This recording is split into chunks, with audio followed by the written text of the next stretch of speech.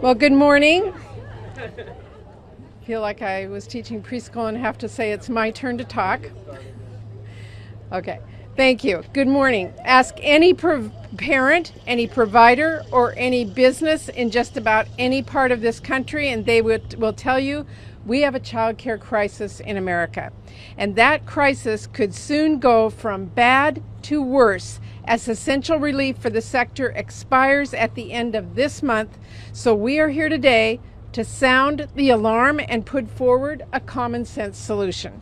Before child care providers might have to close their doors, before kids lose their child care slots, and before parents face higher costs, or simply be forced to leave their jobs to take care of their kids.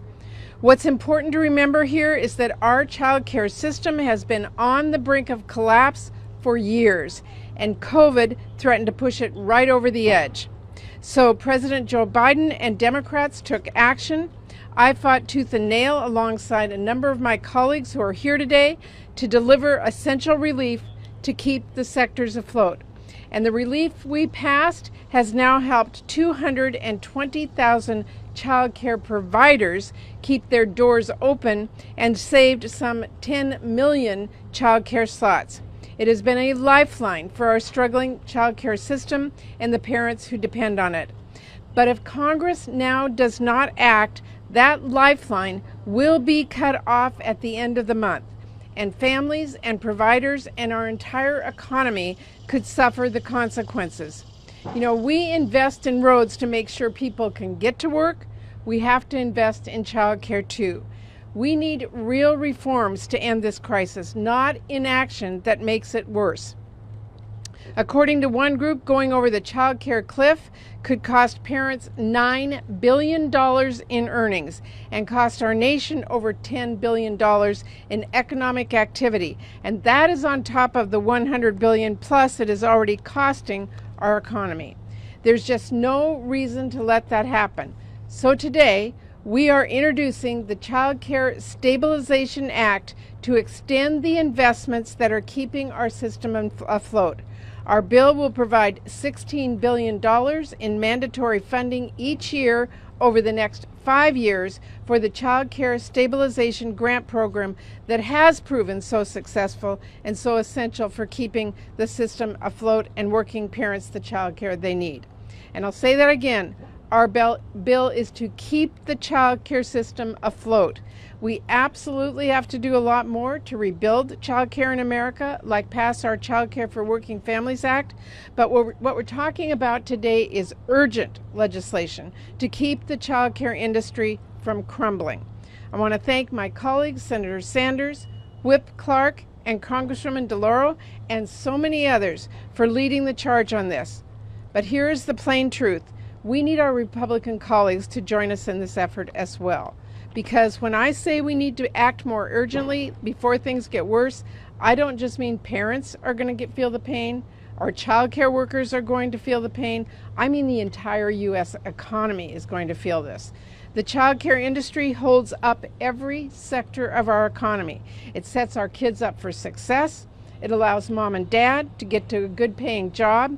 It helps our small businesses hire employees, and it keeps our economy working.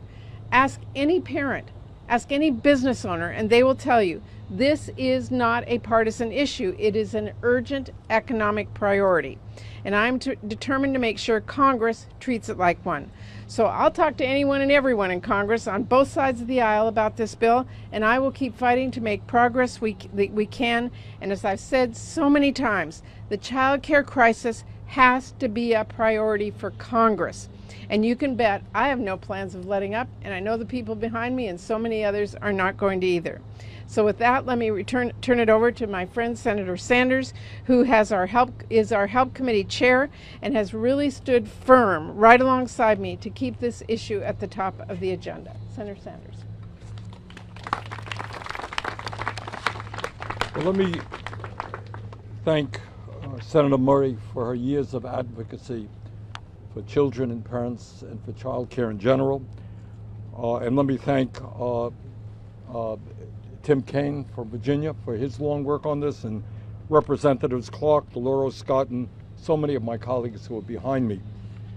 As Senator Murray said, we have long had a child care crisis in this country, but the situation now is going from bad to worse when tens of billions of dollars in federal child care funding runs out at the end of the month. So let us be clear and understand what we are facing.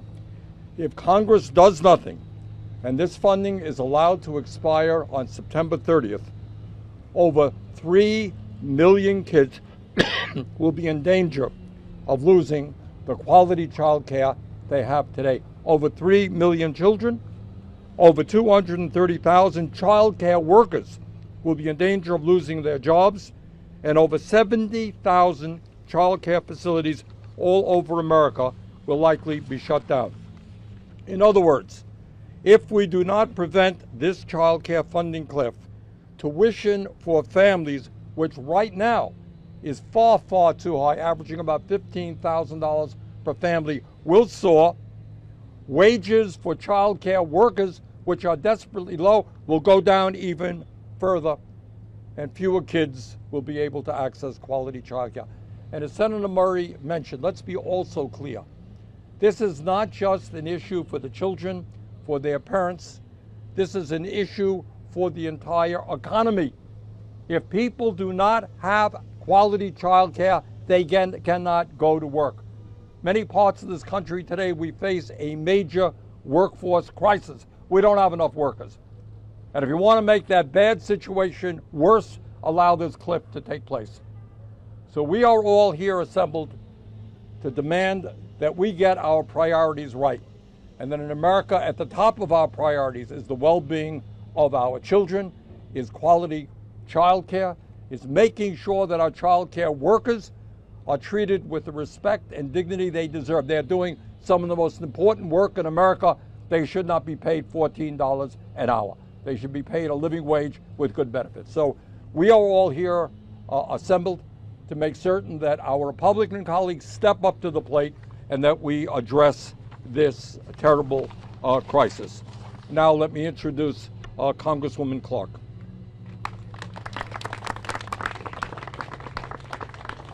Thank you, Senators Sanders and Murray, and thanks to my incredible House colleagues, Ranking Member DeLauro and Scott, Representatives Bonamici, Jacobs, Gomez, Sherrill, and Bowman for help leading this effort, and the child care providers and advocates and kids who are here today to send a clear message.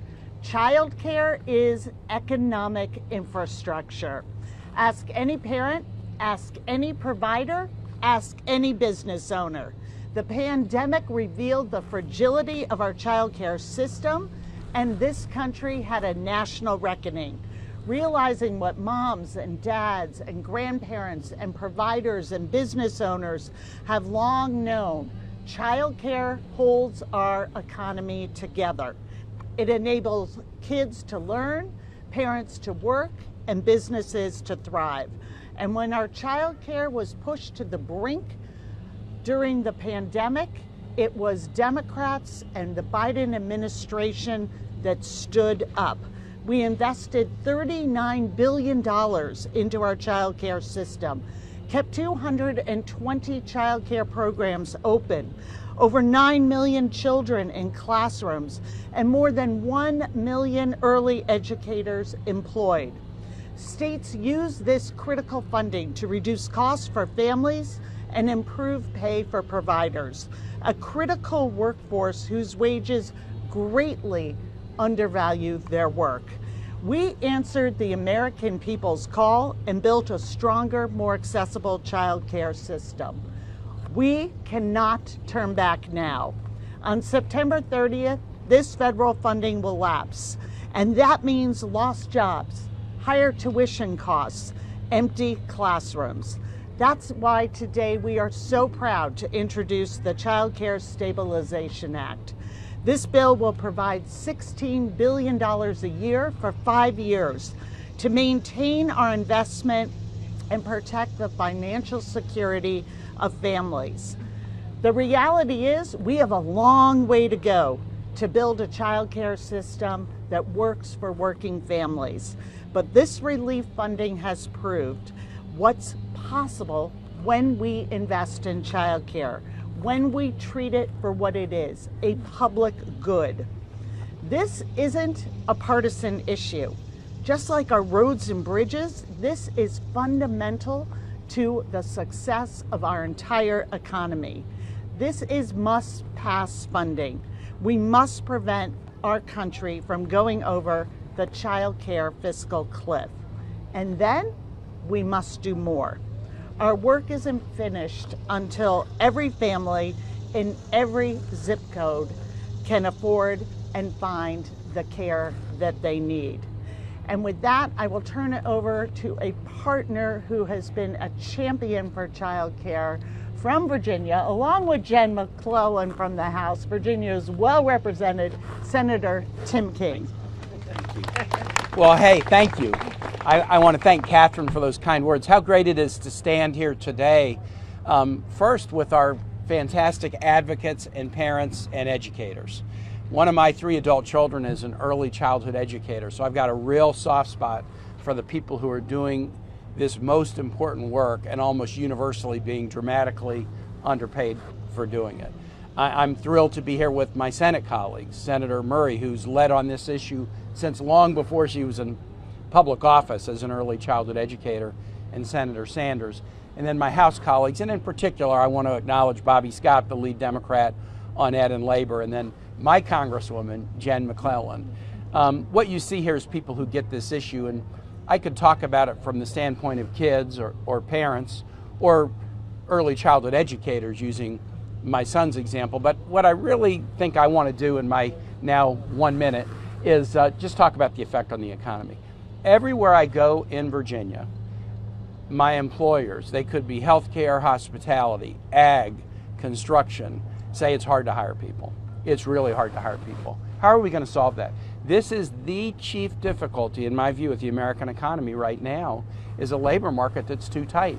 And what are we going to do to solve it? Well, there's no single answer, but why not take advantage of the more than 1 million people who are on the sidelines in this economy, who have skills, who want to work, who can contribute, who can help small businesses or government agencies or nonprofits, but they're out of the workforce because they can't find and afford high quality, affordable childcare. I agree with Representative Clark. We've got to do this first to make sure that we don't run over this cliff. What the cliff would mean in Virginia is the loss of childcare spots for about 80,000 kids and probably the layoffs of nearly 2,800 early childhood education workers. We've got to avoid the cliff, but we've got to go farther.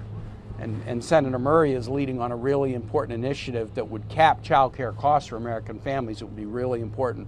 We've got to go farther so that we can help kids, help parents, help providers, but also enable our many, many employers to be able to hire people and to have people get off the sideline and come back into the workforce where they want to be. I'm thrilled to be here with colleagues who are advancing on this priority to lend a voice to the urgency of this initiative. And now it's my pleasure to introduce a real champion for education, for early childhood education, and also somebody who has an appropriations pen in her hand. It's good to have friends in high places. Let me introduce Representative Rosa DeLauro. Thank you. Wonderful to be with you. Thank you, Senator, so much, and thank all of you for being here today. It really is not only weather-wise a glorious day, but the issue that we speak about is so critically important. And I want to say a thank you to Senator Murray, to my colleague in the House, and always will be an appropriator, and that's Catherine Clark and Bobby Scott, but all of my Senate and House colleagues who are here today. It's about the introduction of the Child Care Stabilization Act, such a critical piece of legislation. And I say we continue our support of the child care industry. Yes, child care is an industry.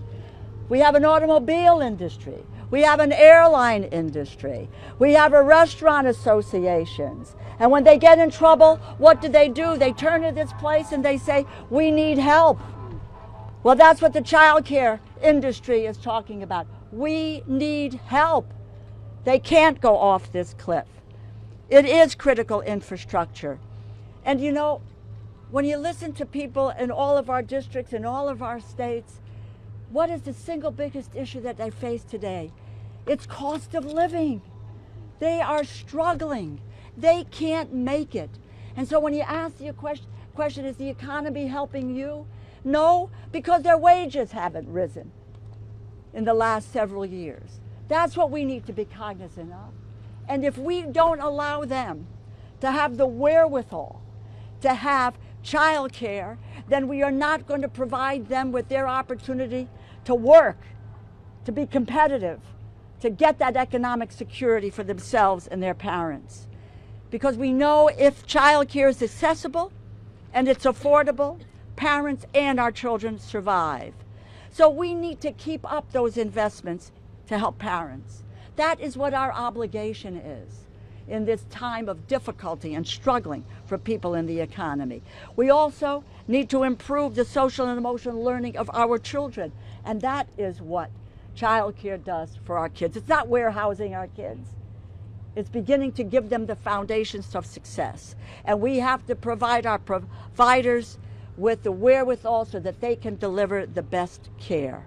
Our economy, has been said over and over again, and it's the key, will cease to function if we do not have a strong child care industry. I would just say one other thing to you. I've been proud of the work that we've been able to do on both sides of the House in terms of increasing the funding for appropriations for child care. And we've done that by more than 52% over the last 4 years.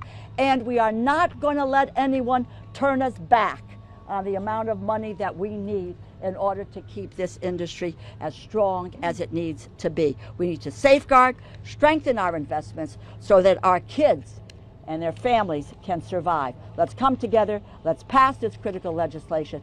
Let us do what we were charged with doing, the right thing for the people of this country. That is what this institution is all about.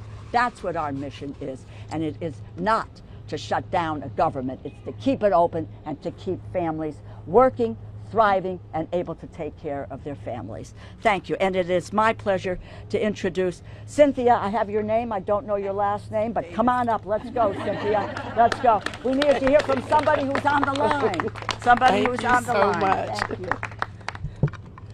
you. Hello and good morning.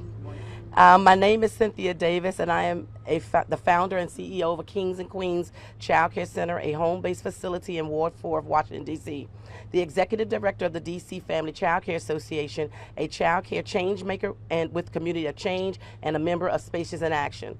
I want to thank Senators Murray, Sanders, Representative Clark, and all members of Congress who support the Child Care Stabilization Act.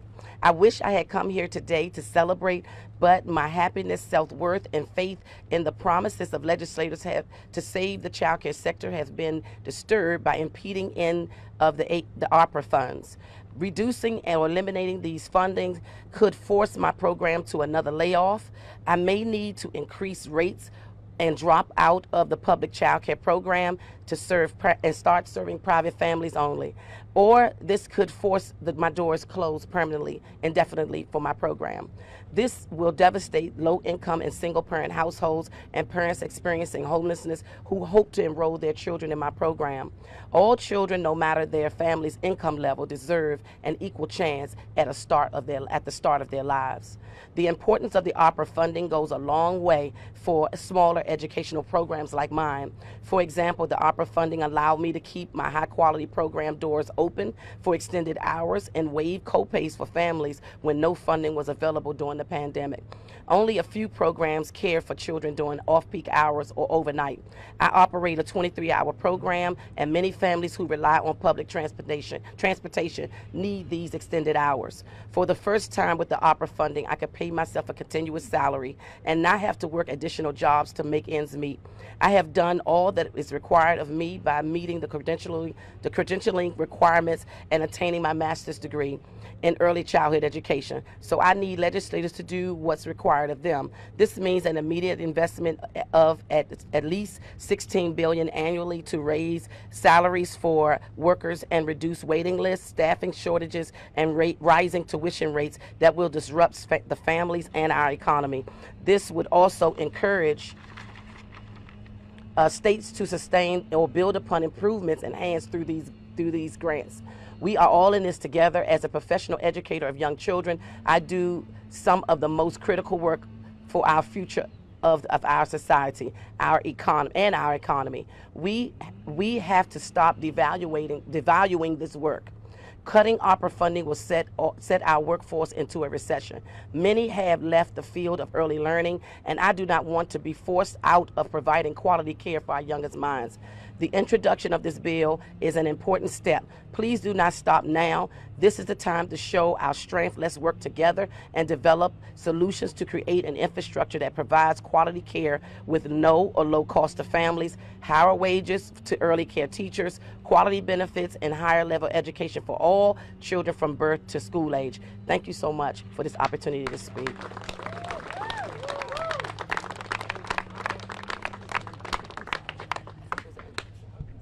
As they say, he needs no introduction. Thank you, Cynthia, for sharing your challenges facing our nation's child care providers. I'm Bobby Scott, 3rd District of Virginia, and ranking member of the Committee on Education and Workforce. The decisive action that Congress took to save the child care sector in response to the COVID-19 pandemic was a powerful reminder that when we invest in affordable child care, we improve the strength and future of children, workers, and our economy. Regrettably, the lack of affordable child care in this country forces far too many people to choose between their careers and caring for their children. And now is not the time for Congress to abandon the federal investments that kept child care centers afloat and help families afford child care for their children.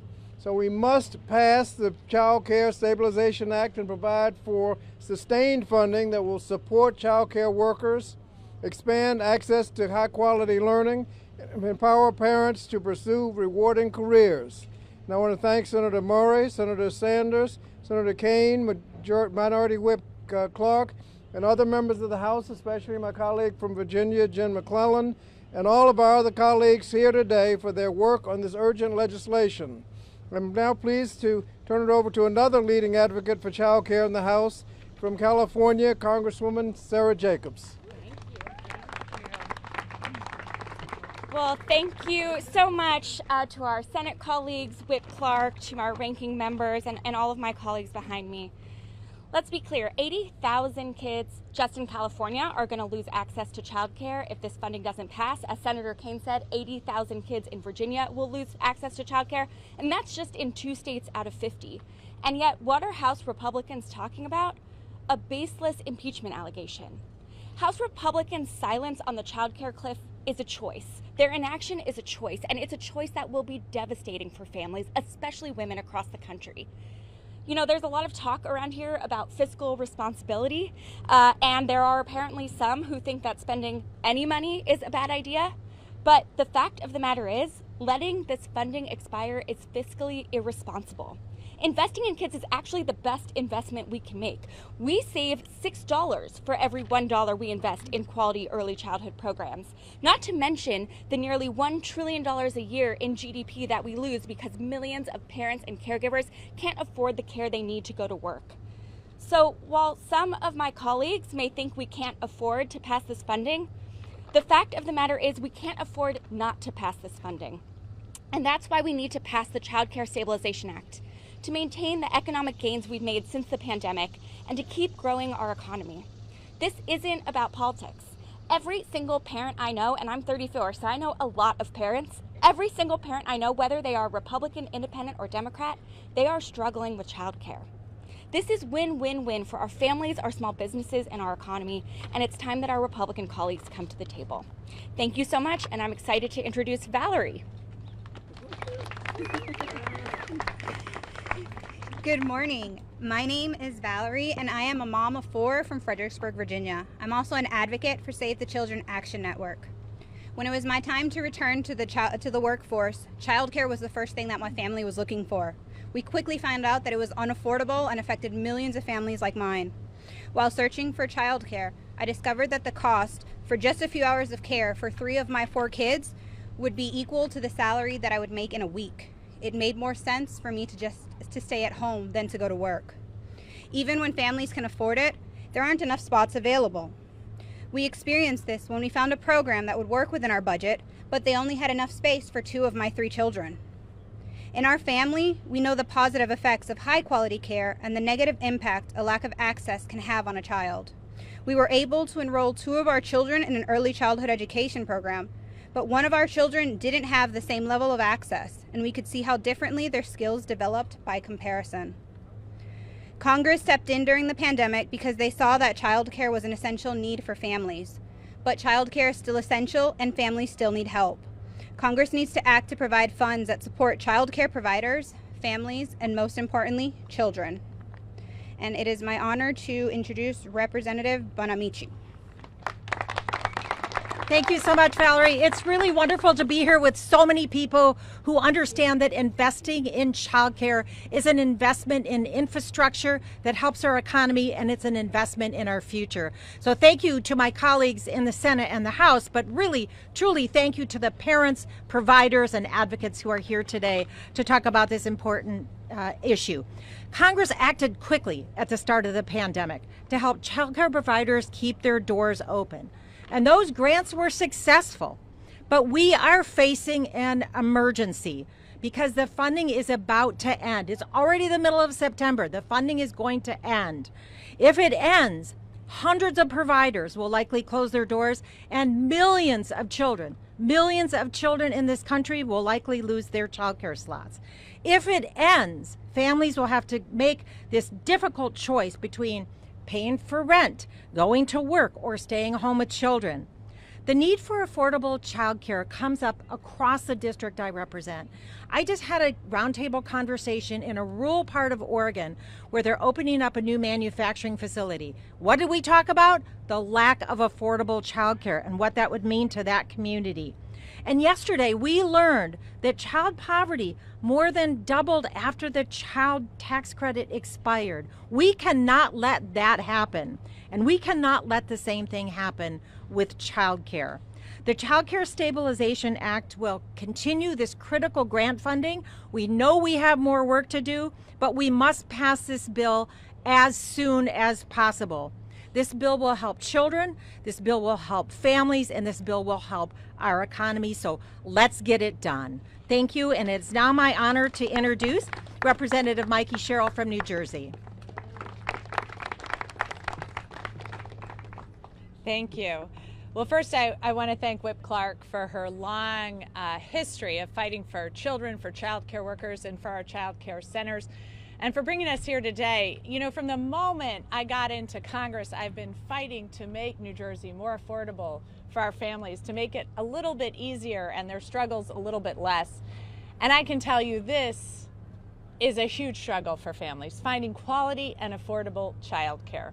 In fact, my oldest daughter is 17 years old, and I can remember it like it was yesterday. That horrible feeling as I tried to find a place that I was comfortable leaving my baby girl and also could afford. And there were times when I paid my entire paycheck towards affording that quality child care. In fact, I recently spoke to a police officer in my district whose wife is an educator. They spent more in child care than they did on their mortgage in certain years. So this support is critical. And if we allow our child care providers and centers to go over this cliff, we will see really grave results to the economy, not just of the United States, but certainly in New Jersey.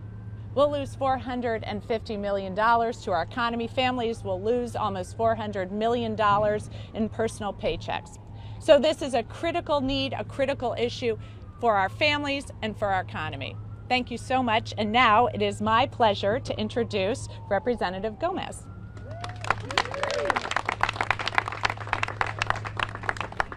Good afternoon.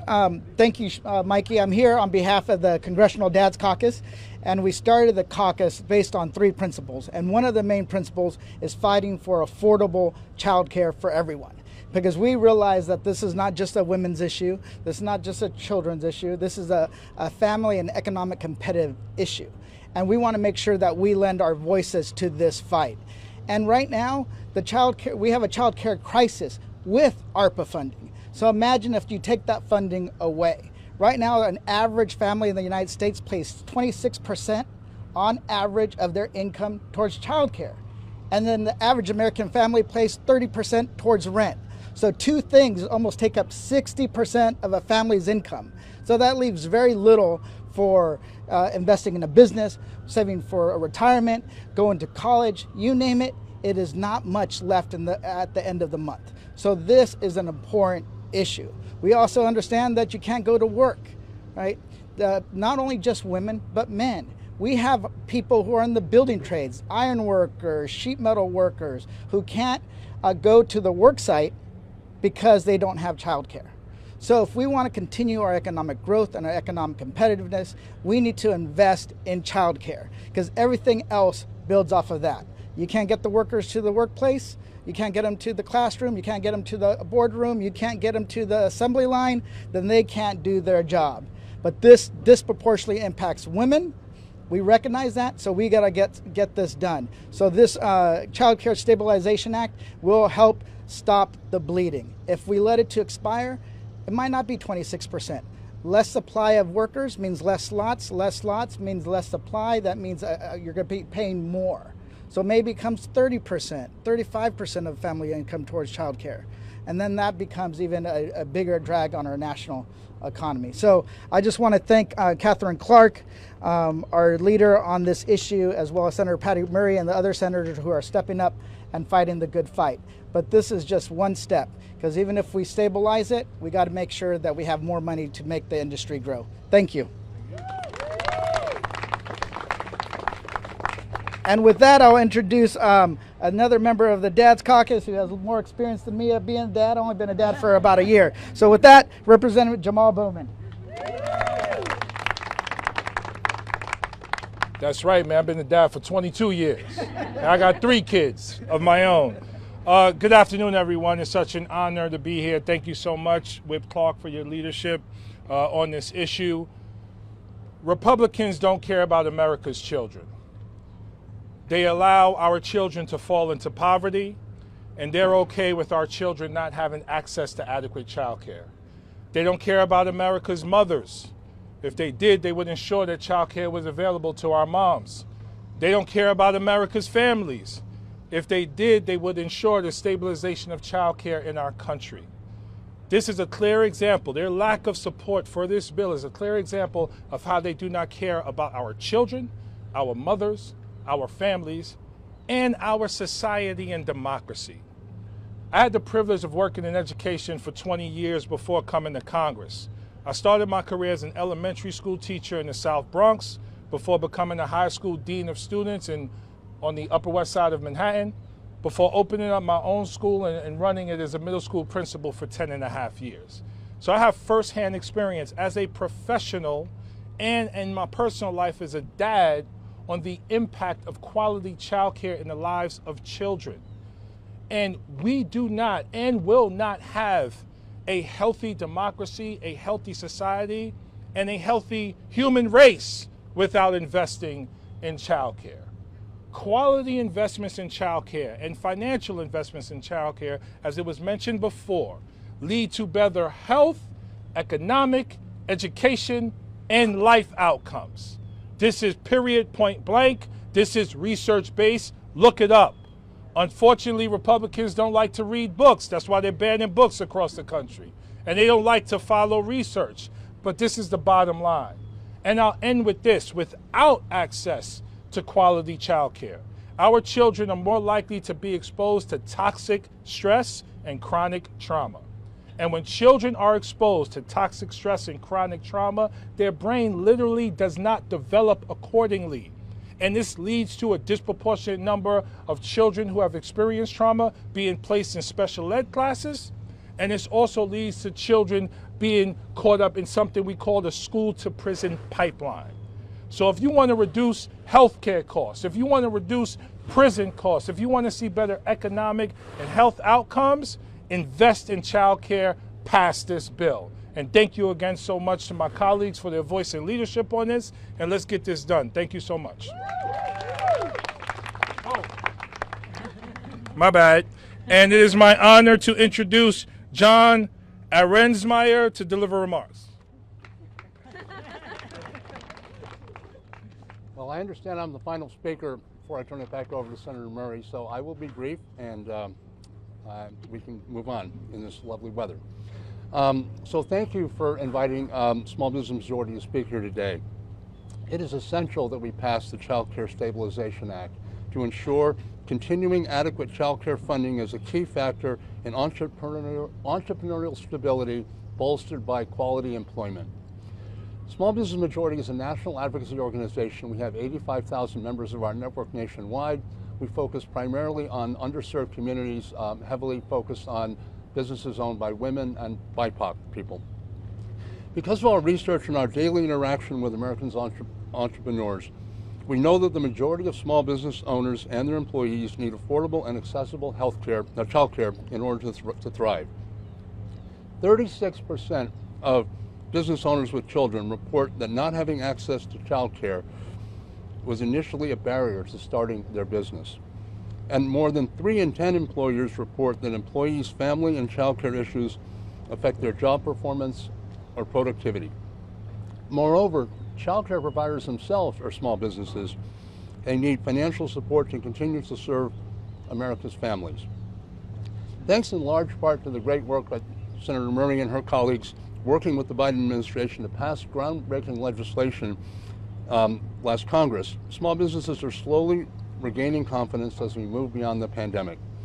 But this confidence is now in jeopardy if we don't do something about this looming child care crisis. The Child Care Stabilization Act would allocate the funding needed to stave off the crisis, and we urge your support for its enactment. Senator Murray. I want to thank my colleagues in the Senate, Whip Clark, and all of our colleagues in the House, the advocates, the parents, the providers, the business community who are behind this effort. It is absolutely critical that we get this passed so our economy doesn't fail, but most importantly, that we make the right choices for parents and families and kids in this country. So thank you. And we're happy to open it up for a couple of questions. Yes.